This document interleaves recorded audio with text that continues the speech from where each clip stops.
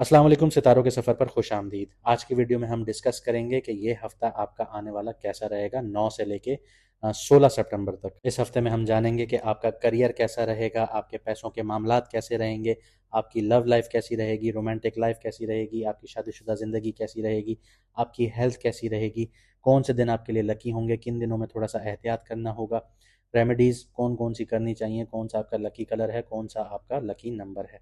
लेकिन यहाँ पे एक छोटी सी चीज़ मैं आपको बताता हुआ चलूँ कि हमारा जो चैनल था सितारों का सफ़र, वो टेक्निकल रीज़न्स की वजह से यूट्यूब ने बैन किया है या डाउन किया है। हमारी उनसे बात चल रही है, कुछ दिनों में मामला सॉर्ट आउट होते हुए नज़र आएंगे। फिलवक्त के लिए आप हमारा ये चैनल फॉलो कर सकते हैं, सब्सक्राइब कर सकते हैं। हमें खुशी होगी कि आप हमारे साथ जुड़ रहे हैं और हम आपकी ज़िंदगी को बेहतर बनाने की कोशिश करते रहेंगे। अगर आप लोगों को अपना मून साइन नहीं पता तो आप कमेंट सेक्शन में अपनी ओरिजिनल डेट ऑफ बर्थ लिखिए।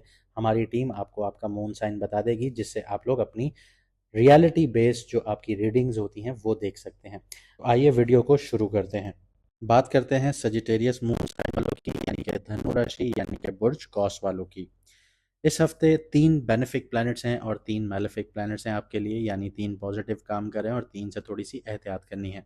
जुपिटर, वीनस और मरकरी जो हैं वो आपके लिए पॉजिटिव हैं, लेकिन सैटर्न रेट्रोग्रेड है आपके 4th हाउस में, जो ढैया का टाइम पीरियड भी है। राहु भी है आपके लिए और केतु भी है, ये आपके लिए नेगेटिव काम कर रहे हैं, तो थोड़ा सा एहतियात करना होगा। आगे बताता हूँ कहाँ कहाँ पे।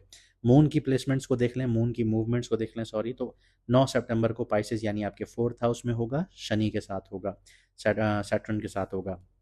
10 सितंबर को आपके 5th हाउस में होगा, एरीज में। 12 सितंबर को टॉरस में होगा, 6th हाउस यानी आपका। 14 सितंबर को जेमिनी में होगा, यानी आपका 7th हाउस। और 16 सितंबर ऑनवर्ड्स बैलेंस और नेगोशिएशन स्किल्स इंप्रूव करता हुआ नजर आएगा। धनु राशि वालों के लिए ये जो वीक होगा सेल्फ वर्सेस अदर्स का होगा।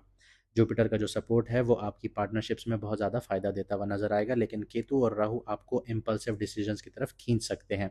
शनि जो है वो रेट्रोग्रेड है, घर घर में आपसे बहुत ज़्यादा सब्र मांगता है, क्योंकि घर के जो मामलात हैं उनमें बहुत ज़्यादा टेंशन वगैरह क्रिएट हो रही होंगी, तो आपको सब्र रखना होगा। आगे बढ़ते हैं, करियर और फाइनेंस की बात करते हैं। तो करियर हाउस यानी आपका जो विर्गो है, 10th हाउस, उसमें मार्स बैठा हुआ है। तो आपको हार्डवर्क जो आप कर रहे हैं वो नोटिस होना शुरू हो रहा होगा, लेकिन एग्रेशन यहाँ पे बहुत ज़्यादा बढ़ रही होगी, तो एग्रेशन को आपको अवॉइड करना होगा। बॉस या सीनियर्स से हीटेड डिस्कशंस हो सकती हैं, बहसबाजी हो सकती है। फाइनेंस में स्टेबिलिटी आपको नज़र आएगी, लेकिन 12 सितंबर के आसपास आपके खर्चे बढ़ना शुरू हो जाएंगे। चाहे आप इन्वेस्टमेंट करें, चाहे आप एक्सपेंसेस करें, यहाँ पे आपके खर्चे बढ़ना शुरू हो जाएंगे, कैश इन हैंड नहीं होगा।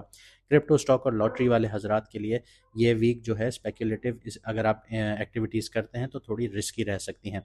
जुपिटर सपोर्ट करेगा, लेकिन राहु के चलते इम्पल्सिव ट्रेड नुकसानदेह साबित हो सकते हैं आप लोगों के लिए। सिर्फ रिसर्च बेस्ड और लॉन्ग टर्म प्लानिंग के साथ आगे बढ़ें और एक्सपर्ट एडवाइस के साथ आगे बढ़ें तो ही कामयाब होंगे। लव और रिलेशनशिप्स की बात करते हैं, कपल्स के लिए ये वीक जो है मिक्स होगा। 10 सितंबर से लव एनर्जीज एक्टिवेट होती हुई नजर आती हैं, लेकिन अननेसेसरी आर्ग्यूमेंट्स डिस्टर्ब कर सकती हैं आप लोगों को। सिंगल्स के लिए जुपिटर की जो ब्लेसिंग्स हैं, नेटवर्क और ट्रैवल से नए रिश्ते बना सकती हैं आप लोगों के लिए। जो बेस्ट डे है आपकी हारमनी के लिए वो 14 से 15 सितंबर है, जब मून जेमिनी में होगा। हेल्थ और वेलबींग की बात करते हैं तो 12 सितंबर के बाद जो है आपको थकावट का शिकार, डाइजेशन के इश्यूज आ सकते हैं।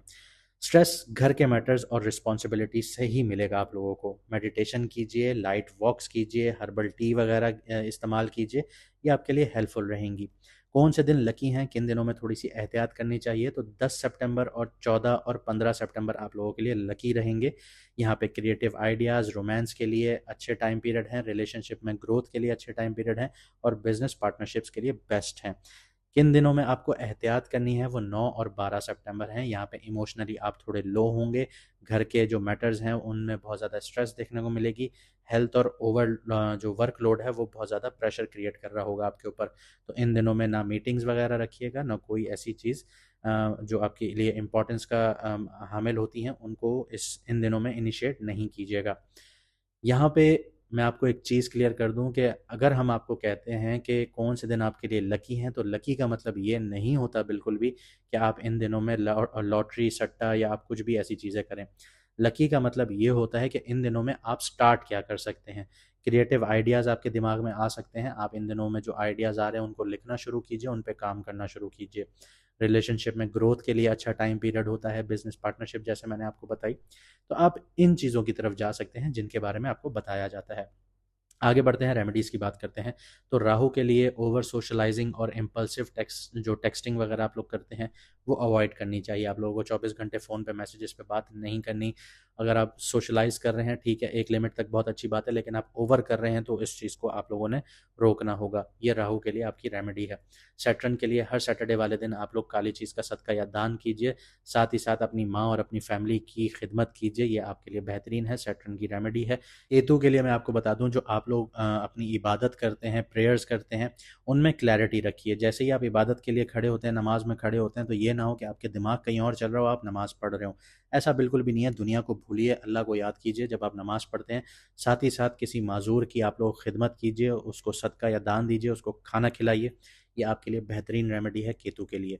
लकी नंबर और लकी कलर की बात करते हैं तो येलो कलर का इस्तेमाल ज़्यादा से ज़्यादा कीजिए। जुपिटर का कलर है, सॉरी, और जुपिटर आपके लगन का लॉर्ड है। तो यहाँ पे आपको विजडम और जो पॉजिटिविटी है वो सारी चीज़ें यहाँ पे एक्टिवेट हो जाती हैं येलो कलर ज़्यादा इस्तेमाल करने से। 3 नंबर में डीलिंग कीजिए, ये भी जुपिटर का ही नंबर है। क्लैरिटी और एक्सपेंशन यहाँ पे सपोर्ट करता हुआ आपको जुपिटर नज़र आएगा। उम्मीद करता हूँ आपको वीडियो पसंद आई होगी और आप अपनी ज़िंदगी को बेहतर बनाएंगे। अगर आपकी ज़िंदगी में कोई मसले चल रहे हैं, चाहे जॉब के हैं, चाहे ट्रांसफ़र के हैं, चाहे पोस्टिंग के हैं, चाहे आपकी हेल्थ से रिलेटेड हैं, आपकी लव लाइफ से रिलेटेड हैं, आपकी मैरिड लाइफ से रिलेटेड हैं, आपकी पार्टनरशिप से रिलेटेड हैं, आपके करियर से किसी भी तरह से लिंक्ड हैं, आपकी ज़िंदगी से रिलेटेड आपके मसले चल रहे हैं, तो आप लोग दिए गए नंबर पर व्हाट्सएप करके अपॉइंटमेंट बुक कर सकते हैं। मैडम एस्ट्रोलॉजर एन बख्श आपको अच्छे वे में गाइड करेंगी, एक प्रॉपर रेमेडीज़ के साथ आपको गाइड करेंगी जो आपकी ज़िंदगी को बेहतर बना सकती हैं। मुझे दीजिए इजाज़त, मिलते हैं अगली वीडियो में सितारों के सफ़र पर।